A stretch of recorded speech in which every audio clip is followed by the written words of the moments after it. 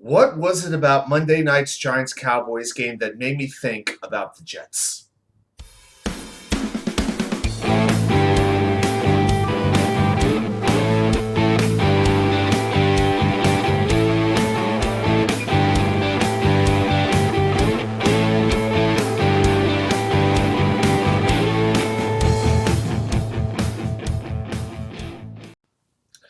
Well.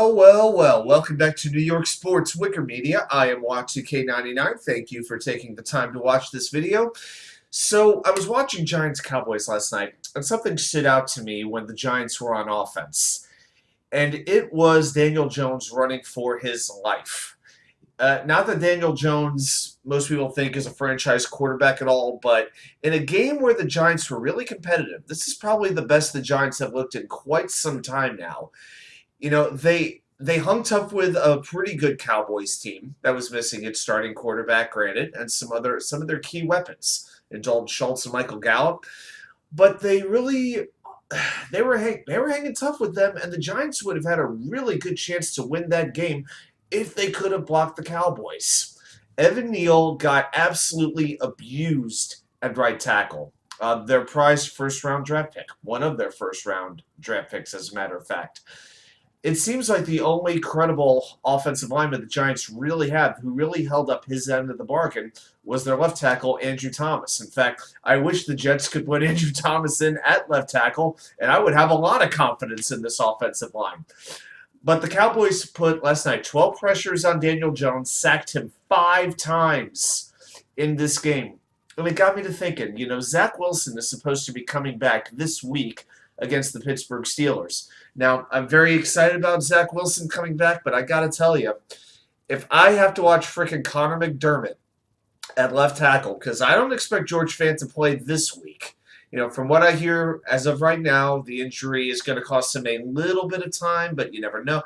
Then again, if it's Robert Saleh giving us the injury report, if he says that he's out 2 weeks, that will soon turn into 2 months.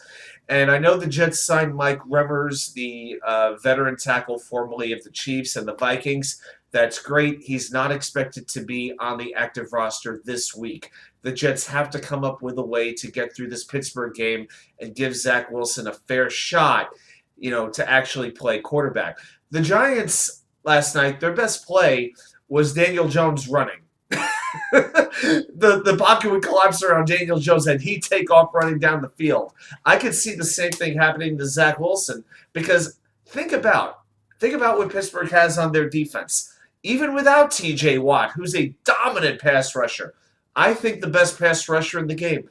They still have Miles Jack. They still have Devin Bush at linebacker. They've got Minkah Fitzpatrick at safety, who is an absolute threat. They've even got Alonzo Highsmith, I believe it is. I know it's Highsmith. 4.5 sacks this year. That's more than the Jets have combined as a team. This overly paid defensive line.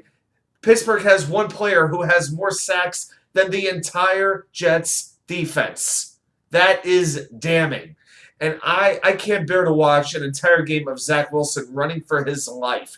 And as I watched the Giants-Cowboys game last night, as I was watching Daniel Jones running for his life, running down the field, doing his best to do whatever he could, I began seeing Zach Wilson in his shoes. And I can't bear to watch that happen. So memo to the coaching staff, to Robert Saleh, to Mike LaFleur, this Sunday against Pittsburgh, you do whatever you can to protect number 2. And protect this kid, give him every opportunity to make something out of what could be nothing. Because I got to tell you, if I got to watch Connor McDermott play a full game at left tackle, I can't see any way the Jets have a successful day on offense at all. So I hope the Jets coaching staff knows what they're doing, they realize what they're up against, and they make the appropriate adjustments to give the Jets the best chance to win this game. Because they're on the hot seat right now. I'm not saying that they're getting fired imminently. I don't believe that's going to happen. But they have to realize the pressure is on them now. And if they want to keep their jobs, they have to adjust accordingly. And I hope they will. And I'll see you back here with more content from you know where, the Wicker Channel.